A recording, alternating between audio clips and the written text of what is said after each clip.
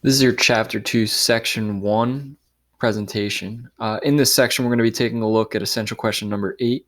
What historical developments led to the colonist break with Great Britain and the emergence of the new American nation?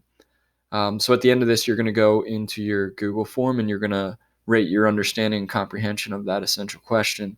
But for a lot of you, for most of you, for hopefully all of you, this is very much a review of things you learned in U.S. history. The Constitution. At 18, citizens can vote. This wasn't always the case. It took an amendment to the Constitution, one of only 17 since the Bill of Rights was passed in 1791. The what would become the 26th Amendment was first proposed by Representative Jennings Randolph of West Virginia in 1942, and such an amendment was supported by the likes of Dwight D. Eisenhower, Johnson, and Nixon, so LBJ and Richard Nixon. In the 1960s, Vietnam sparked a new sense of urgency.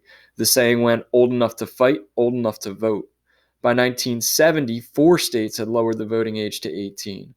Congress followed suit with legislation later that year, but when the state of Oregon challenged the constitutionality of that law, the Supreme Court agreed with them.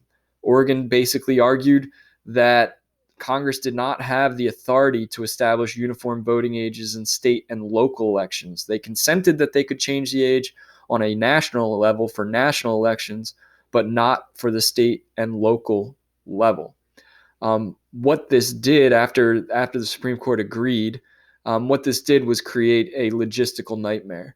Those under 21 could vote in national elections, but the states could prohibit them from voting in state and local elections.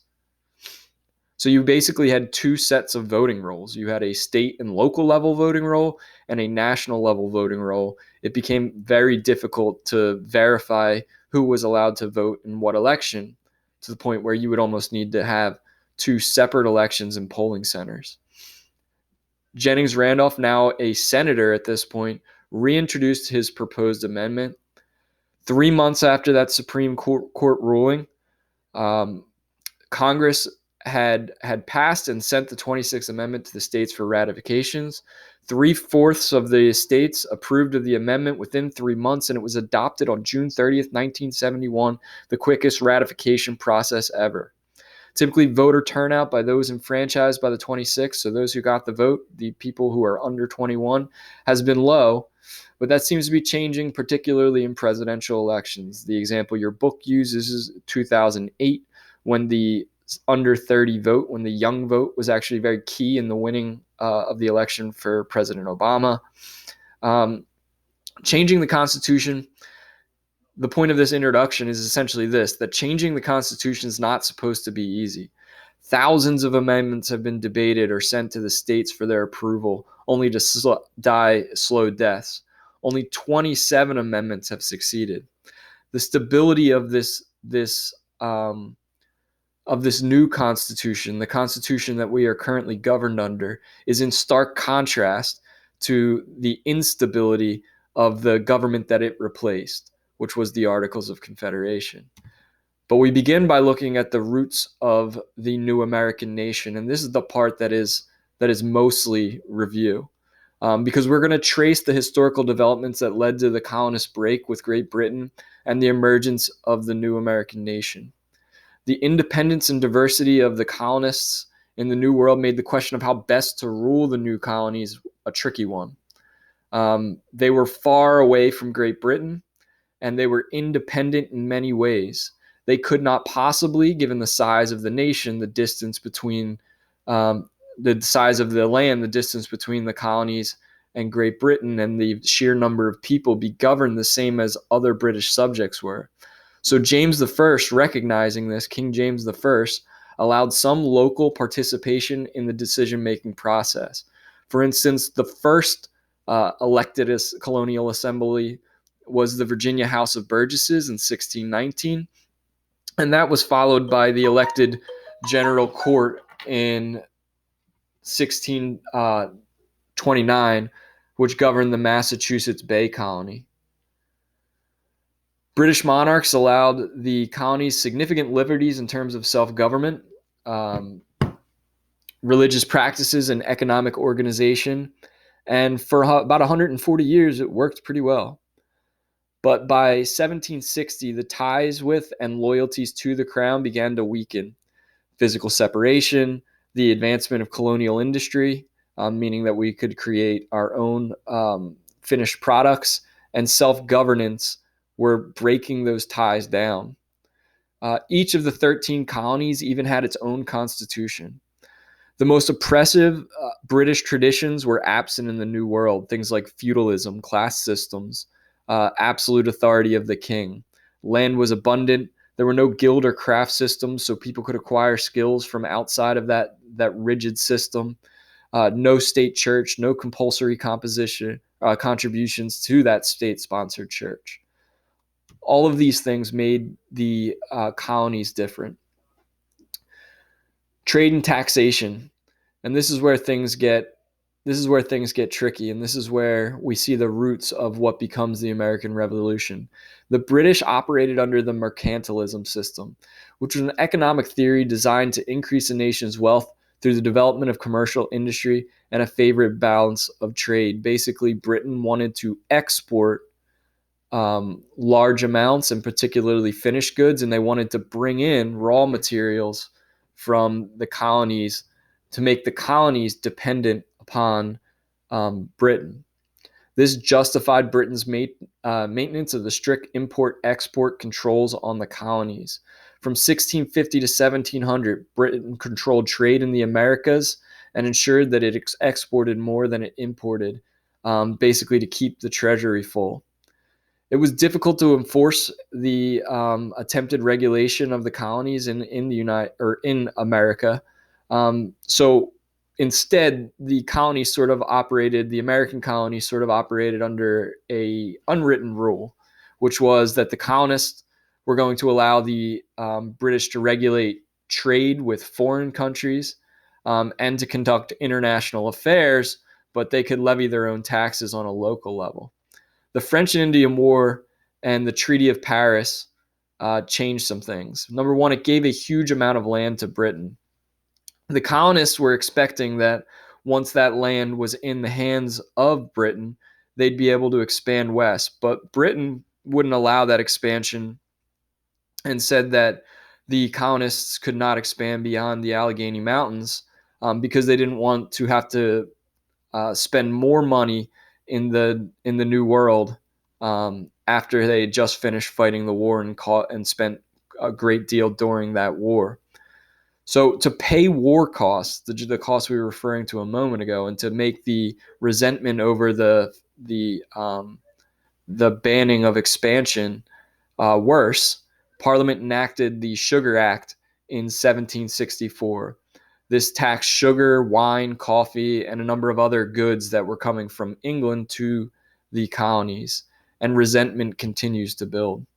The Stamp Act in 1765 ratchets things up even worse. It said that all paper items bought and sold in the colonies had to carry a stamp from the crown with an associated cost. The colonies feared a precedent that they wouldn't just regulate the colonies and the economy of the colonies, but now also wanted to raise revenue without colonial approval. And so comes the saying, no taxation without representation. In 1865, you also see the passage of the Quartering Act, which requires colonists to furnish barracks or provide living quarters within their own houses for British troops.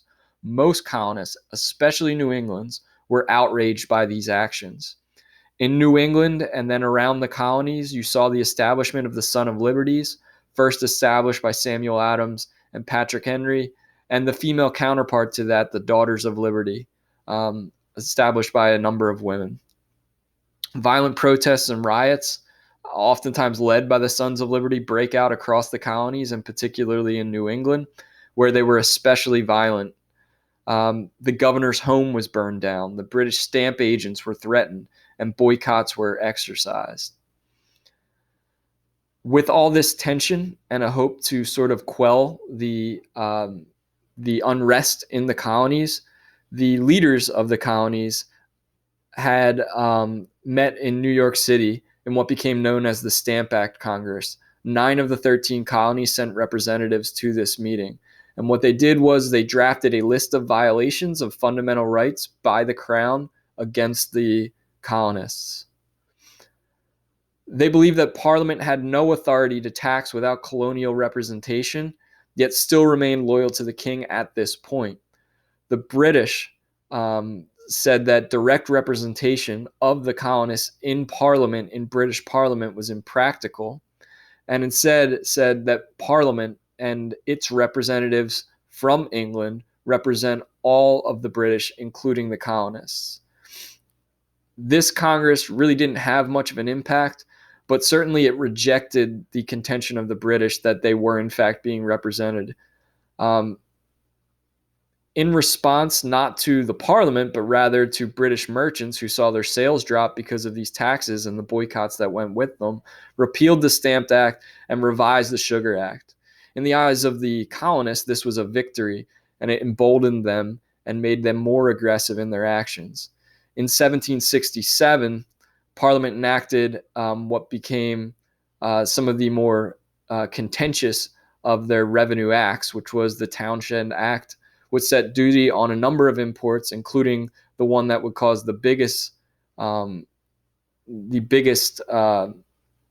resistance and the most anger and become symbolic, the tea tax. The sons and daughters resisted, protesting and boycotting. In response, the British sent 4,000 troops to Boston. March 5th, 1770, British troops opened fire on protesters outside the Boston Commons House, killing 5. This becomes known as the Boston Massacre and is used by the Sons of Liberty as a powerful piece of propaganda. All duties after this, however, in order to sort of appease the colonists, except for those on tea, are lifted.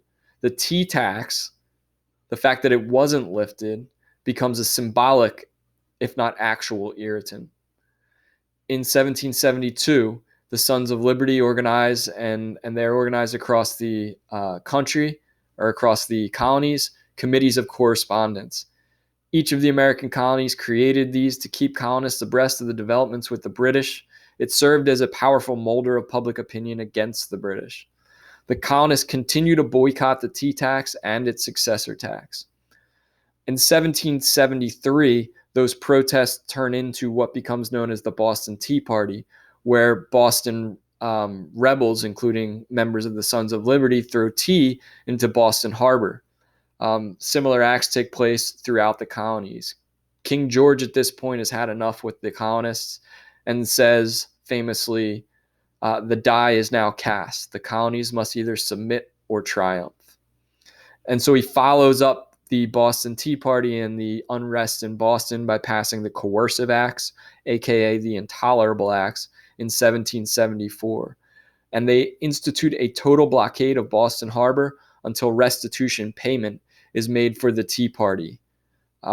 It also reinforced the Quartering Act and allowed the British to send another 4,000 troops to Boston.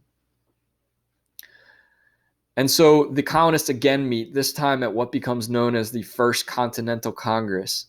This meeting was held in Philadelphia from September 5th to October 26, 1774.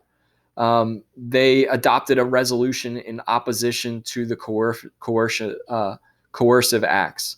The key issue was now the extent to which the British actually had authority over the colonies. There, they drafted a Declaration of Rights and Resolves, which called for colonial rights of petition and assembly, trial by peers, freedom from standing army, a selection of representative councils to levy taxes. If these demands weren't met, they would meet again the next year. At this point, they still remained loyal, at least on paper, to the king.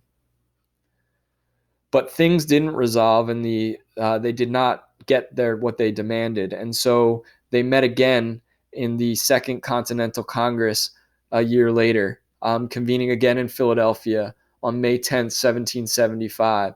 And they decided that an army should be raised, and George Washington of Virginia was named commander-in-chief. Because this took place because of the failure, the king's refusal to yield.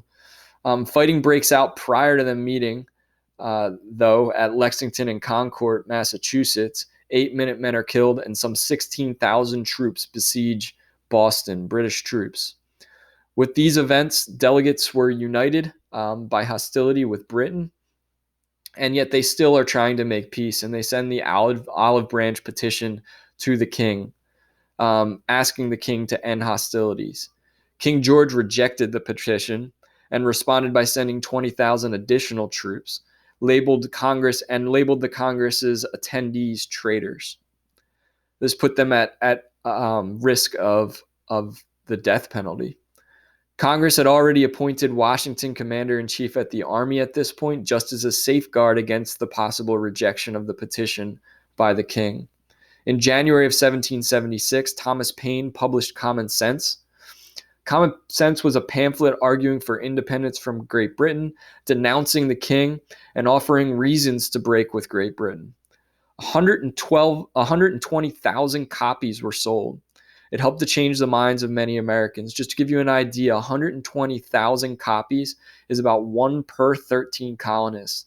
And this was a time where many of those colonists would have shared that pamphlet, so it was probably read by a great number more than the 120,000 that are represented by the number sold. The Second Continental Congress, on May 15th, 1776, Virginia called for independence. Richard Henry Lee presented the resolution. He said that the United Colonies are, and of right ought to be, free and independent states, and that all connection between them and the state of Great Britain is and ought to be dissolved. This was obviously, by the law, treason and punishable by death, and for that reason and others, it was hotly debated in Congress. Congress, at this point, was suspended so that delegates could return home to the colonial legislators for instruction on how to vote on the proposition put forth by the Virginia delegation. 6, prior to even breaking, had already been instructed to vote for independence. And so they do so in the Declaration of Independence. Ben Franklin, John Adams, Robert Livingston, and Roger Sherman were initially selected to work on the Declaration, but Adams, knowing that Thomas Jefferson was, number one, a great writer, but number two, a Southerner who could balance the Northern heavy delegation, lobbied for Jefferson to be added, and Jefferson was eventually actually selected as the chair of the committee to write the Declaration of Independence. On July 2nd, 1776, 12 of the 13 states voted for independence, with New York abstaining. On July 4th, the Second Continental Congress voted to adopt the Declaration of Independence. Read aloud, at this point, New York had joined, in Philadelphia for the first time on July 9th, 1776. The document channels John Locke's second treatise of civil government, as Jefferson set out the reasons for the colony's separation from England. Jefferson enumerated the wrongs that the colonies suffered at the hands of the British, particularly the denial of personal rights and liberties. Later, many of these same rights that the British had denied were guaranteed in what became known as the Bill of Rights, or the first 10 amendments to the Constitution of the United States. The Declaration was signed and transmitted to the king, and at this point, the Revolutionary War raged on as Congress struggled to fashion a new government. And so remember, the essential question here is, what historical developments led to the colonist break with Great Britain and the emergence of the new American nation? At this point, you should take what you know here, which was sort of a review, a wide review of material you would have learned in US 1, and attempt to answer that essential question in the comp check found on Google Classroom.